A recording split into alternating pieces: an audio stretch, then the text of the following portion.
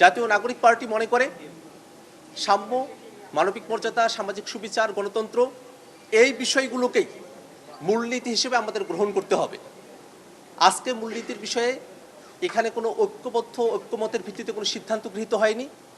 আমরা প্রস্তাবনা রেখেছি যে পূর্বেকার ৭২-এর সংবিধানের যে মূলনীতিগুলো আছে, বর্তমান যে মূলনীতিগুলো আছে, সেগুলোকে বাদ দিয়ে নতুন করে এই মূলনীতিগুলোকে গ্রহণ করতে হবে। একই সাথে সাংবিধানিক কাউন্সিলের বিষয়ে যে আলাপটা দীর্ঘ সময় ধরে চলে আসছিল, কনসেপ্ট ছিল যে সাংবিধানিক যে প্রতিষ্ঠানগুলো আছে, সংবিধিবদ্ধ যে প্রতিষ্ঠানগুলো আছে, সেখানে নিয়োগ করার সময়টাতে যেন একটা গণতন্ত্রায়ন থাকে, যাতে একটা নিরপেক্ষ বডি এই নিয়োগগুলো সম্পাদন করতে পারে। আগেকার সময়গুলোতে যেমনটা হয়েছে, শুধুমাত্র সরকারি দলের প্রধান বা প্রধানমন্ত্রী তাদের একক হস্তক্ষেপের মধ্য দিয়ে সাংবিধানিক প্রতিষ্ঠান, সংবিধিবদ্ধ প্রতিষ্ঠানগুলোতে যে নিয়োগগুলো হতো, সেগুলো না হয়ে প্রধানমন্ত্রী, বিরোধী দলীয় প্রধান, অন্য বিরোধী দলের নেতারা, স্পিকার, রাষ্ট্রপতির প্রতিনিধি, প্রধান বিচারপতির প্রতিনিধি, তাদেরকে নিয়ে একটা কমিটি করে তার মধ্য দিয়ে আসলে নিয়োগগুলো সম্পাদন করা। আমরা দেখেছি পূর্বে এই কমিটিকে জাতীয় সাংবিধানিক কাউন্সিল হিসেবে, এনসিসি হিসেবে অবহিত করা হয়েছিল।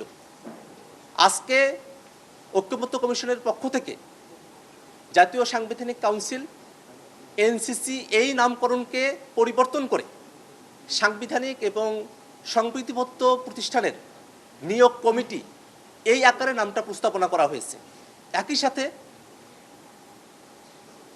আজকে এই কমিটির যে ফরমেশন, সে ফরমেশনে আগেকার যে ডেপুটি স্পিকারদের থাকার কথা ছিল, রাষ্ট্রপতির সরাসরি থাকার কথা ছিল, প্রধান বিচারপতির সরাসরি থাকার কথা ছিল, এই জায়গাগুলোতে পরিবর্তন নিয়ে আসা হয়েছে।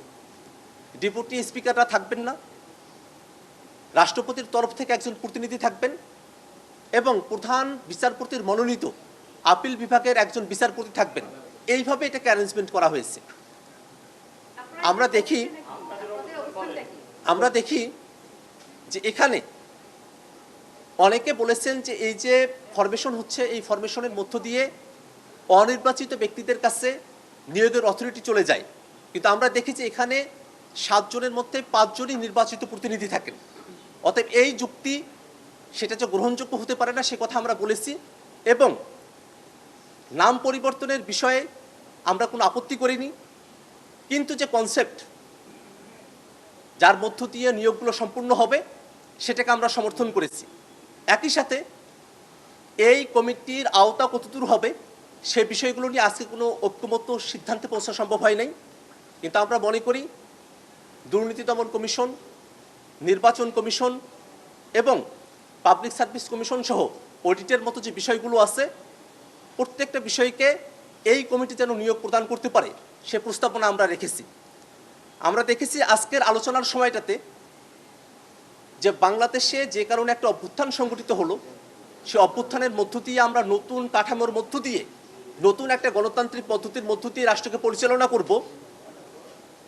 কয়েকটি দল এই মনস্তত্ত্বের সঙ্গে, জনগণের চাওয়ার সঙ্গে তাদের কোনো একাত্মতা নেই, বরং পুরনো যে ধারণাগুলো আছে, সেই ধারণাগুলোর সঙ্গে তারা নিজেদেরকে আষ্টে পৃষ্ঠে জড়িয়ে রেখেছেন।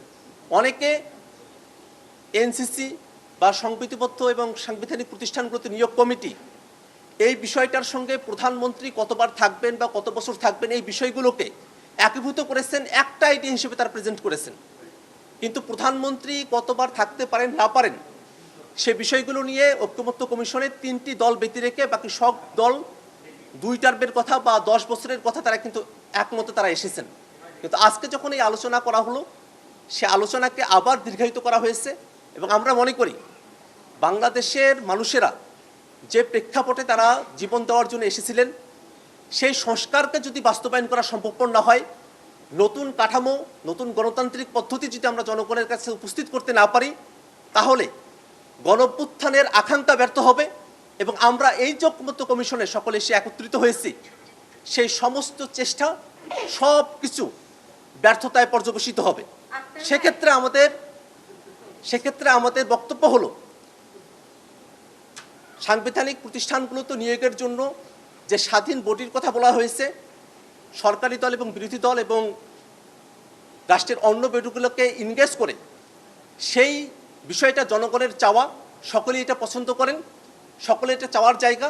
সে জায়গায় বিএনপি বা তার সমমনা যে দলগুলো এই কনসেপ্টের বিপক্ষে অবস্থা নিয়েছেন, আমাদের আহ্বান থাকবে জনগণের মতামতের সঙ্গে সঙ্গতি রেখে, জনগণের চাওয়াকে শ্রদ্ধায় রেখে এবং বাংলাদেশে ভবিষ্যতে যেন রাষ্ট্র কাঠামো, রাষ্ট্রের ক্ষমতা এক ব্যক্তির কাছে সীমাবদ্ধ না থাকে, এই বিষয়টাকে নিশ্চিত করতে, গণতান্ত্রিক পরিবেশকে নিশ্চিত করতে বিএনপি এবং সমমনা দল যেগুলো আছে তারা যেন এনসিসির বিষয়ে, অর্থাৎ সাংবিধানিক এবং সংবিধিবদ্ধ প্রতিষ্ঠানগুলোতে নিয়োগ কমিটির বিষয়ে তারা যেন ইতিবাচক সিদ্ধান্ত গ্রহণ করেন, এটা আমরা তাদের কাছে আহ্বান রাখতে চাই।